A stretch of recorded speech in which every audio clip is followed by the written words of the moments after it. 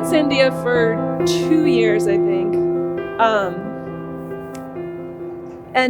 And that was the point at which you made this transition to industry. And we have a question from Sean, who's at your alma mater, Florida Atlantic University. I guess that's not technically your alma mater, but a place that you worked at. And his question is, what is your advice for pure mathematicians transferring into industry, like trying to make that jump? Oh, that's a great question. And I'm not sure I have great advice. I think what helped me in that was the degree in statistics in between, to go and get the training that's perhaps more applicable in industry, to have some coding experience. And the internship, I guess, so the work that I did with the folks at the USDA on the spread of avian influenza in Southeast Asia, like a real modeling project that had, even though it wasn't an economic impact for industry, something that was a little more tangible towards industry, I think those things helped a lot.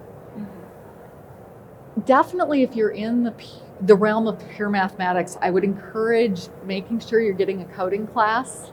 Mm-hmm. You have some coding skills.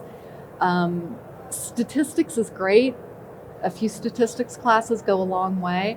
And then something that interests you that's mathematically related but not pure math, some sort of project that you can speak to, whatever that might be, if it's through an internship or another sort of project. Sometimes you get in-class experiences. I know there are capstone courses where you get to work on industry problems now. Pick Math has some great stuff going on. Mm-hmm.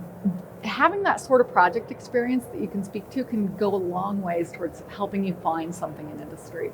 That was maybe a long-winded answer. Yeah. I want to ask more about the interview process a little bit later, too. Okay.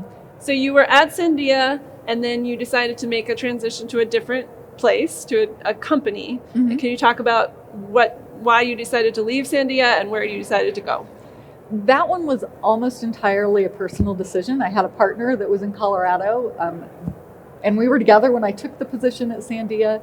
But it seemed like a really great opportunity for me, and I'd kind of hoped, we said we'd reevaluate after 2 years. I'd kind of hoped he might be willing to come to Albuquerque. That wasn't the case.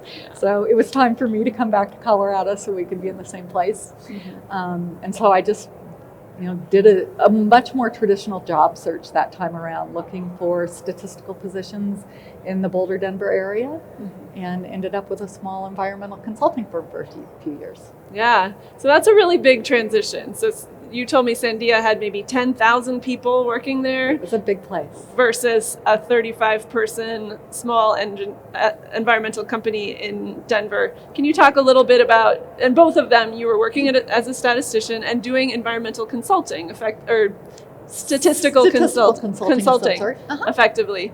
Can you speak to the difference between working at an enormous place versus working at a small place? Yeah, there are there's huge differences, and some of them are maybe important and some of them aren't to different people. There's a lot of infrastructure and a lot of bureaucracy at a big place, but there's also infrastructure that provides opportunities. There was professional development time that was scheduled, that you had a week a year that you could do whatever professional development you wanted to do. I took machine learning courses, for instance. And there's many, many, many projects to get involved in, lots of resources. At a smaller company, you can have more of an impact. At a big place, you're maybe a cog in a wheel. At a smaller place, there's more opportunity for impact in some ways. It's much more personal, and there are some huge advantages to that. Yeah. I don't know, they were definitely different environments. I'm glad to have experienced both, but I couldn't necessarily say one or the other. Yeah. Do you have a feeling of like which would maybe be better right at the start of your career? Like I'm sure it would be very might depend on the specific companies, but I think it depends on the companies, and it also depends on the individuals. So I live in Boulder, and there are a lot of startups, and so I think I see in this area, Boulder, Denver area, people early career making decisions about going with larger companies or or working with a startup.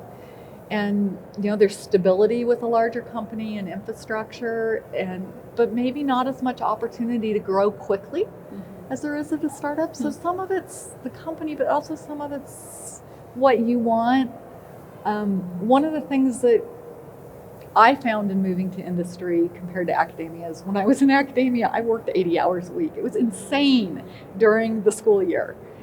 And my life is much more manageable. It's spread out over the whole year. I don't have that flexibility of time in the summer, but I feel like my life is on a more even keel in industry than I did when I was in academia.